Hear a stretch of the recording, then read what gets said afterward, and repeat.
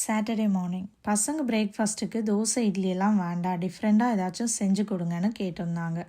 Weekend நானும் தோசை இல்லாமல் வேறு ஏதாவது செய்யலான்னு தான் பிளான் பண்ணியிருந்தேன். பசங்க ஆப்பம் அண்ட் தேங்காய் பால் கேட்டிருந்தாங்க. பட் ஆப்ப மாவெல்லாம் ரெடியாக இல்லை. ஸோ சிம்பிள் அண்ட் டேஸ்டியாக இடியாப்பமும் தேங்காய் பாலும் செய்யலான்னு டிசைட் பண்ணியாச்சு. எப்போவுமே வீக்கெண்ட் கடலைக்கறி செய்கிறதுக்காக சென்னா இல்லைனா பச்சை பட்டாணி ஊற வச்சுருப்பேன். கடலைக்கறி இருந்தால் இடியாப்பம் இல்லை பூரி ஏதாவது செய்யலான்னு ஆப்ஷன் இருக்கும்.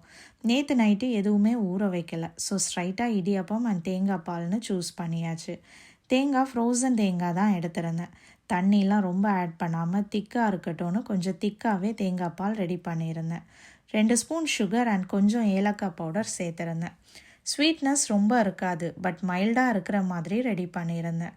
இடியாப்பம் அண்ட் தேங்காய் பால் காம்பினேஷன் ரொம்ப நல்லாயிருக்கும். பசங்க 2 அதிகமாகவே சேர்த்து சாப்பிட்டாங்க. கடலைக்கறி கூட இடியாப்பம் செய்யும் போது மீதி வர இடியாப்பம் ஈவினிங் டைமில் பசங்களுக்கு சூடாக பால் சேர்த்து சுகர் ஆட் பண்ணி கொடுப்பேன். அது தேங்காய் பால் கிடையாது, ரெகுலராக காய்ச்சுற பால். பட் அவங்களுக்கு தேங்காய் பால் தான் பிடிச்சிருக்கு. இன்றைக்கி எல்லா இடியாப்பமும் பிரேக்ஃபாஸ்ட்டுக்கே காலி ஆகிடுச்சு. நாங்களும் தேங்காய் பால் வச்சே சாப்பிட்டோம். அப்படியே பாத்திரம்லாம் கழுவி கிச்சனும் டைடி பண்ணியாச்சு. செஞ்சது என்னமோ இடியாப்பம் தான், பட் பாத்திரம் அவ்வளோ சேர்ந்துருச்சு. தேங்க்யூ ஃபார் வாட்சிங். இன்னொரு வீடியோவில் பார்க்கலாம்.